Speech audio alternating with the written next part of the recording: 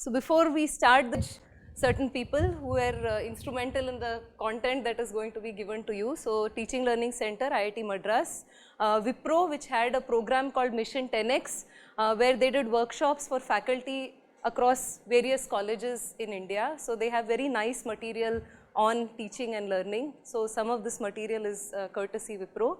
Professor Jeffrey Freud, he was visiting here in July.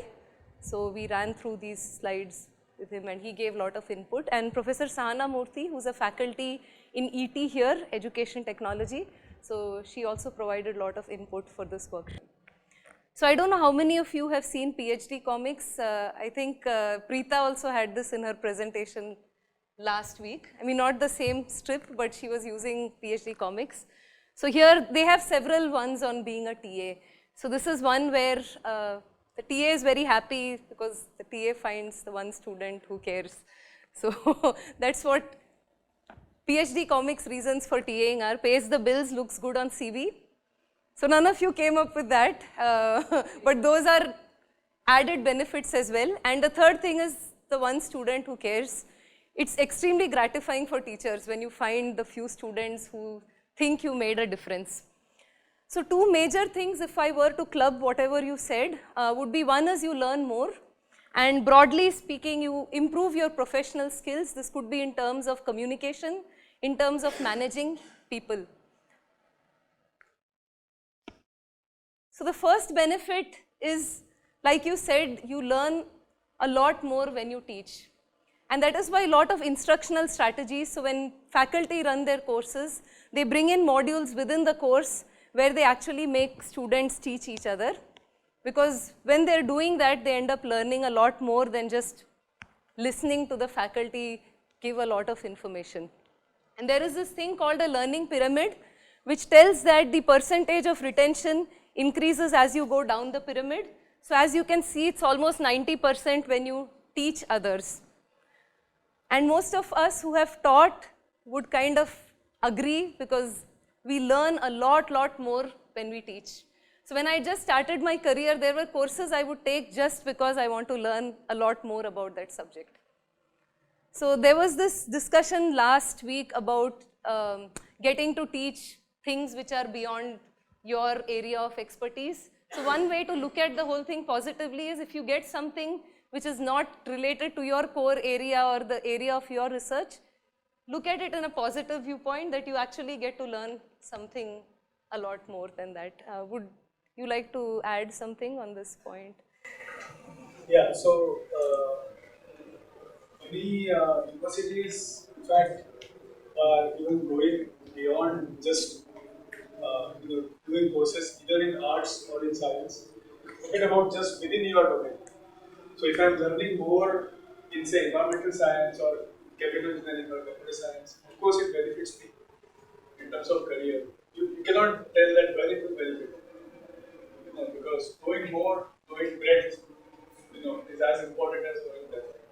But what is increasingly becoming important too is skill, interdisciplinary skill that you have, knowing about other things.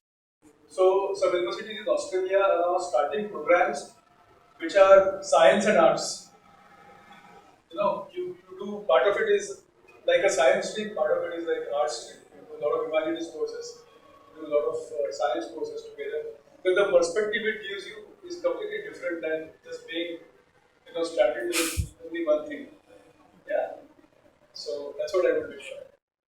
And a lot of times you don't know. Like when I was in 12th standard, I used to hate biology because I used to think it involves memorization.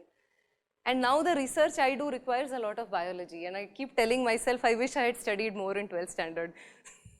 So you don't know how your life pans out. So any opportunity you get, you should kind of seize it and try to make the best of it. So improving your professional skills, I have put down whatever few points that I could think of. There could be several others within these. One thing is communication. Communication is very, so coming to the second benefit, it is improving your professional skills. So one thing is communication. When you talk in front of a group of people, depends on how small or large it is. Actually, it doesn't matter. You have to be pretty effective if you want to get a point across.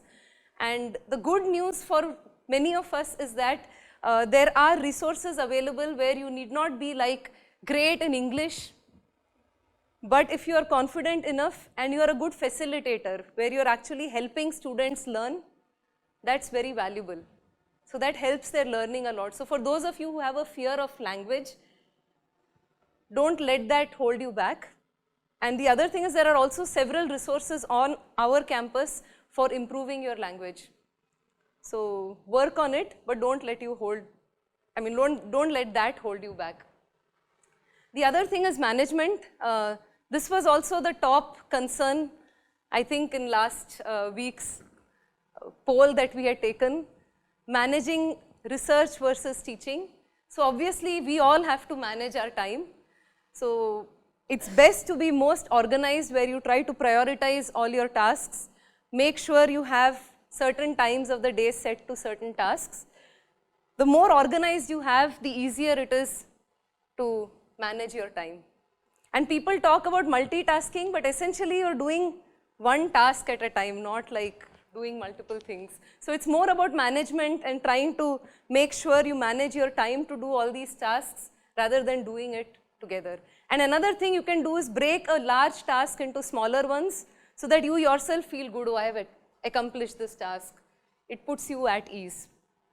Then you also have time management in the classroom because you have a fixed lab or portion that you need to cover. So you need to work with that time. So you manage your content according to the time available.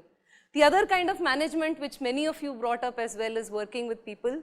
So you are working in the classroom with students, out of the classroom with students. Sometimes they come to you for advice, all sorts of advice. And so you need to know how to deal with that. Crib sessions. So that's another thing after exams where you have everybody come in and people, you have seen how aggressive students get. If not, you can be prepared for it next semester. And of course, interacting with your mentor. So that's another kind of interaction that you have during this. Can I just add a bit? Sure. Something just came up for me. I think I've been doing it informally, but when you looked at it as time management, it came up for me as something which I probably need to practice deliberately. See, when I'm teaching a particular course and I'm doing research, each feed into the other. So whatever I've done in research, if I'm not bringing into the class today, or whatever I'm doing in the class, I'm not bringing into the work. It's like becomes two separate things. Actually, they're not.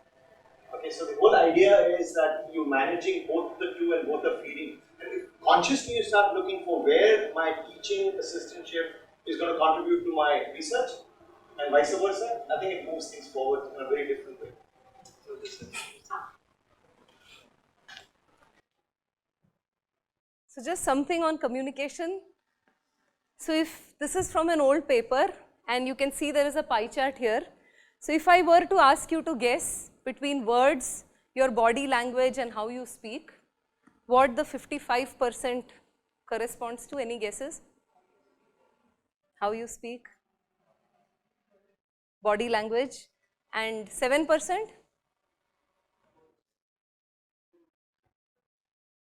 So a lot of times students don't hear what you're speaking. It also needs to be mapped with how you're saying it. Like you can come into class and be like, oh, I'm teaching this really interesting topic, and it doesn't really come out that you're excited about the topic. You can say it, you can keep saying, no, it's really interesting, I'm very excited about it. But that doesn't really come across because the rest of you is not kind of going with the words that you're saying. So you have to be very careful about how you speak in class. There's actually even research carried out where they have actors who go and teach classes and they're received very well. I mean, they're not taking Q&A, but just content delivery, they're able to do a really good job because they're able to, their body language is very good. So these are some points you can think of when you think of body language. There are a lot of videos online you can look at which will tell you how these are important. Other things you can do is you can try recording yourself, look in the mirror and talking. You might feel embarrassed, but it's just yourself, right? So it's okay, you can see your own video, it will help you improve yourself tremendously. Because the first time I saw a video of my classroom shown to me, it was a revelation. Most of us don't realize some mannerisms that we have. It's only when we look at ourselves that you realize, oh, I do this. I should probably work on it. So if you record yourself or look at yourself in the mirror and practice speaking, that could help you a lot in improving your communication. But be yourself. Don't try to be someone else. You need to be comfortable doing whatever you are. But don't get overwhelmed because you think the words have to be perfect. A lot of times we get caught up with, phrasing it properly. Content is important, words are different. So you don't think too much about, oh, should I say it like that? Be more spontaneous, be yourself.